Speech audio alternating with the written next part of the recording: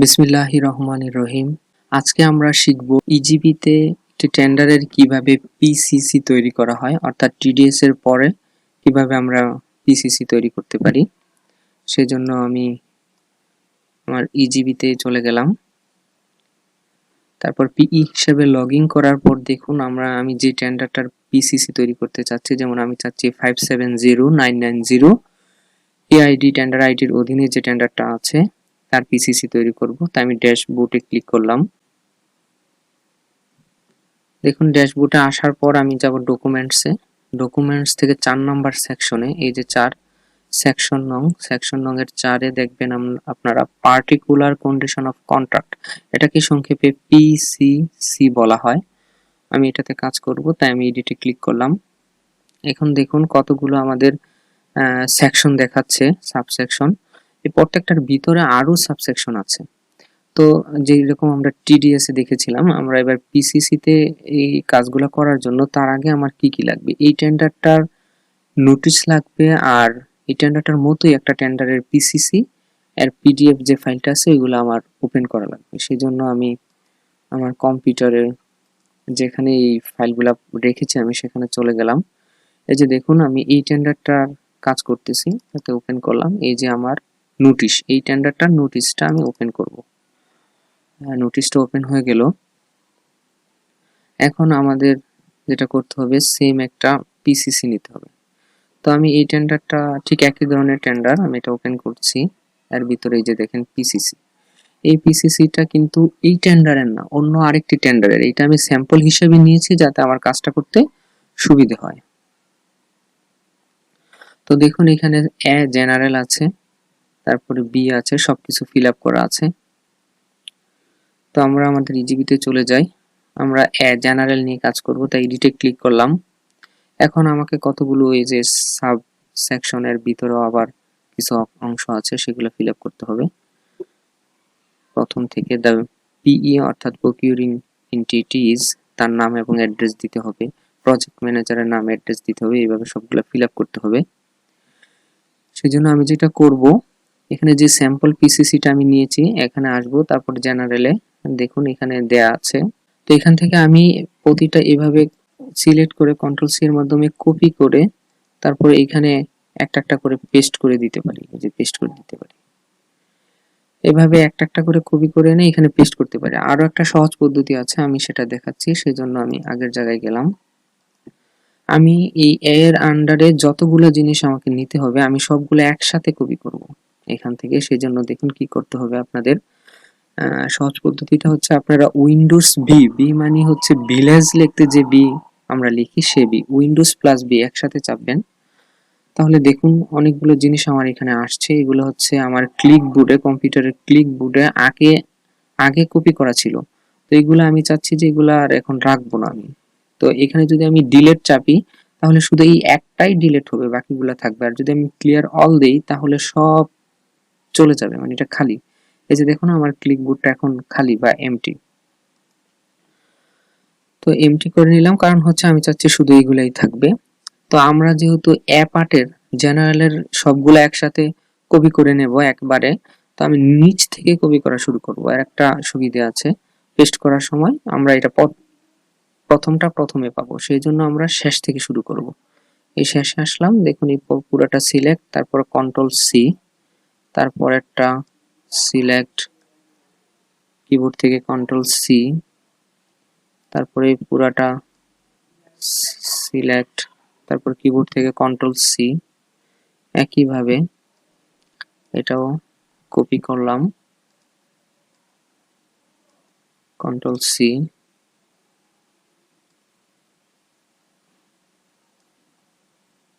Control C. দেখুন এটাকে বলা হয় multiple copy and paste.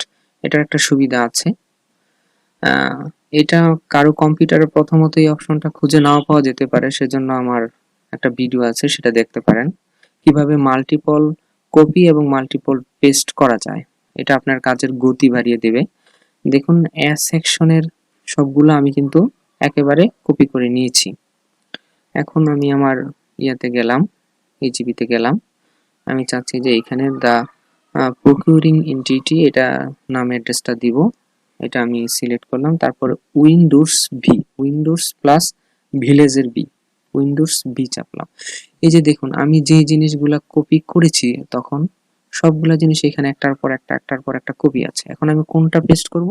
Procuring, এটা প্রথমেই থাকবে। এই যে প্রকিউরিং আছে, আমি ক্লিক করলাম, এই যে পেস্ট হয়ে গেল। তারপরে প্রজেক্ট ম্যানেজার সিলেক্ট করলাম, উইন্ডোজ ভি, তারপরে এই যে প্রজেক্ট ম্যানেজার 2 নম্বরে আছে, এই যে পেস্ট হয়ে গেল। কত সহজ, একটা করে আনার চাইতে এটা আমার কাছে অনেক সহজ মনে হয়। তারপর এটাতে গেলাম, দ্য সাইট ইজ লোকেটেড, অর্থাৎ আপনার যে টেন্ডারের কাজটা হবে সেটা কোথায় হবে। উইন্ডোজ বি, এই যে সাইট লোকেটেড এট বানিয়াচং, এই বানিয়াচং আর 180টা ছিল এর আগের টেন্ডারটার, মানে আগের টেন্ডারটার কাজটা ছিল বানিয়াচং এ, আর ওইখানে টিউবওয়েলের সংখ্যা, যেহেতু এটা টিউবওয়েলের টেন্ডার, টিউবওয়েলের সংখ্যা ছিল 180টি। তো আমি যে টেন্ডারটা নিয়ে কাজ করতেছি এটা কিন্তু বানিয়াচং এ না। তো এটা কোথায় সেটা দেখার জন্য আমি চলে যাব, যে আমি পিডিএফ হিসেবে নোটিশটা ওপেন করেছিলাম সেই নোটিশে, এখানে গিয়ে আপনারা এই যে ডিসক্রিপশন, ব্রিফ ডিসক্রিপশন ওয়ার্কস এখানে দেখতে পারেন। এটা হচ্ছে কোথায়? এটা হচ্ছে চুনারুঘাটে। এখান থেকে আমি চুনারুঘাট কথাটা, উপজেলা কথাটা কন্ট্রোল সি এর মাধ্যমে কপি করে নিলাম। তারপর দেখুন এই যে এখানে আমার টিউবওয়েল কয়টা হবে, এখানে আছে 40, তারপর আছে 36, তারপর আছে 54, সবগুলি মিলিয়ে হচ্ছে 130টা।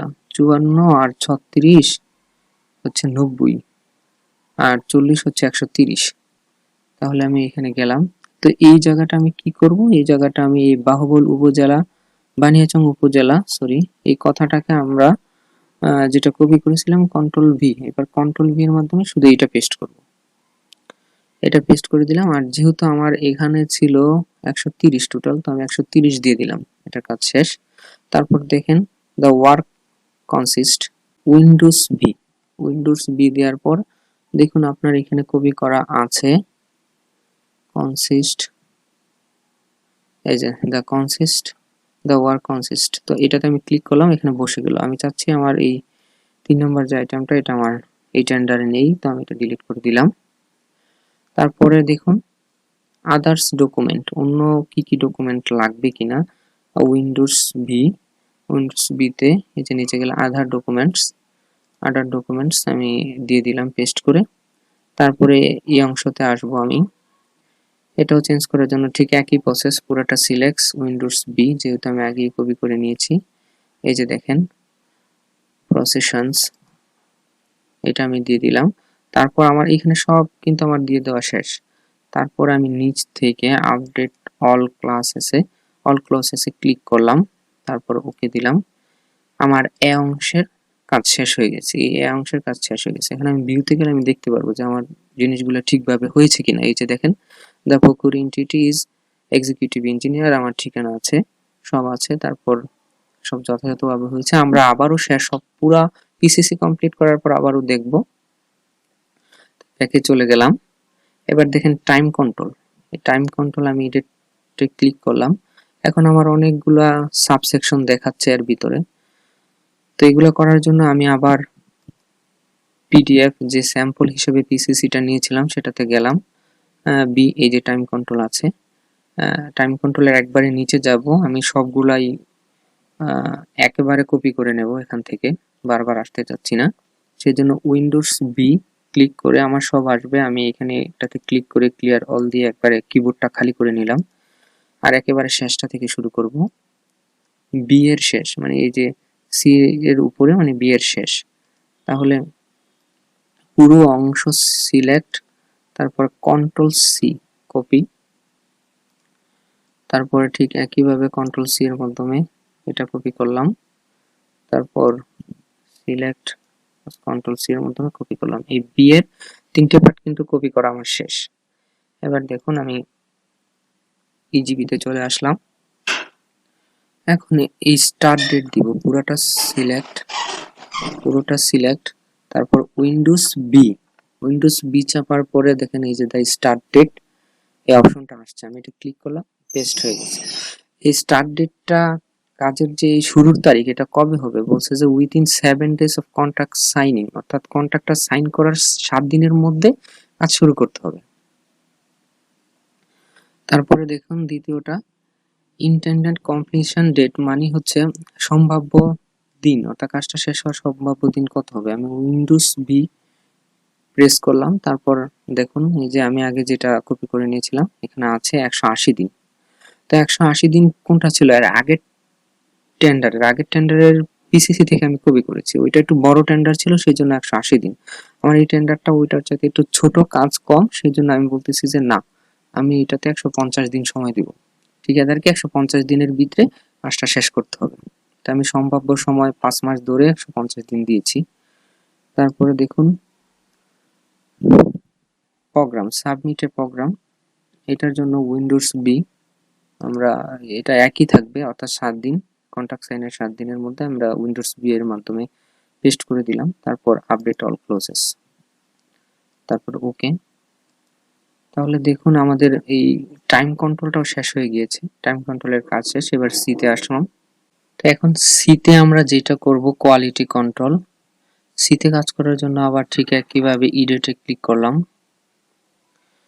সিতে শুধুমাত্র একটি সেকশনই আছে, সেজন্য আমি আমার পূর্বের টেন্ডারে গেলাম, তারপর সি, যেহেতু এখানে একটি সেহেতু আমি এই পুরো জিনিসটা একবারে কন্ট্রোল সি, তারপর এখানে এসে পুরোটা সিলেক্ট করে আমি পেস্ট করে দেব। এটা হচ্ছে লাইবিলিটি। লাইবিলিটি আমি 12 মাস ধরেছি, অর্থাৎ যেই 12 মাসের ভিতরে যদি কোনো কিছু হয় তার লাইবিলিটি ঠিকাদার নেবে। এটা 1 বছর দিয়ে দিলাম। তারপর আপডেট অল ক্লাসিক, ওকে, ব্রেক। তাহলে আমার সি শেষ। এবার কস্ট কন্ট্রোল ডিতে ডেট। এখানে অনেকগুলো সাবসেকশন আছে, সেজন্য আমি আগের মতোই কাজটা করব। আমি টিডিএস এ যাওয়ার পর প্রথমে উইন্ডোজ বি চাপবো, আমার কিবোর্ডটা খালি করে নিব। তারপর দেখুন এই ডি এর একেবারে শেষটা, এই যে একেবারে সর্বশেষটা আমি এ থেকে শুরু করব কপি করা। প্রথমে কপি করলাম কন্ট্রোল সি, তারপর এটা কপি করলাম কন্ট্রোল সি, কন্ট্রোল সি, এটাও কপি করলাম। এভাবে সবগুলো আমার কপি করা শেষ। ডি এর অংশ কপি করা আমার শেষ। এবার আমি এখানে যাই, গিয়ে একটা একটা করে পেস্ট করব। প্রথমটা হচ্ছে কি, প্রথমটা ছিল কি এডিশনাল ইভেন্টস, আমি সিলেক্ট করলাম। তারপর উইন্ডোজ বি, এখানে দেখুন এই যে এডিশনাল ইভেন্টস প্রথমটা পাবেন, পেস্ট করে দিলাম।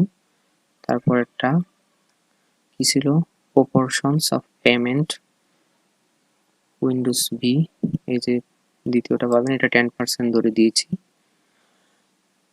এটাই থাকবে। তারপর the amount of liquidated damage, পুরোটা সিলেক্ট, উইন্ডোজ বি, এখানেও আছে লিকুইডেড ড্যামেজেস, আমি লিকুইডেড ড্যামেজেসে ক্লিক করলাম, হয়ে গেল। তারপর দেখেন the maximum amount of liquidated damage, এটা সর্বশেষ যেটা, এটা আমি সিলেক্ট, তারপর উইন্ডোজ বি, এখান থেকে একেবারে সর্বশেষ দ্য ম্যাক্সিমাম অ্যামাউন্ট দেখেন, তারপর এটার উপর ক্লিক। এইভাবে আমি একই প্রক্রিয়া দেখাচ্ছি, পুরোটা আমি পুরো পিসিসিটা করে দেখাচ্ছি, তাই একই জিনিস বারবার হয়ে যাচ্ছে। সব সব যখন আমার পেস্ট করা শেষ, তারপর আপডেট অল এ ক্লিক, তারপর ওকে।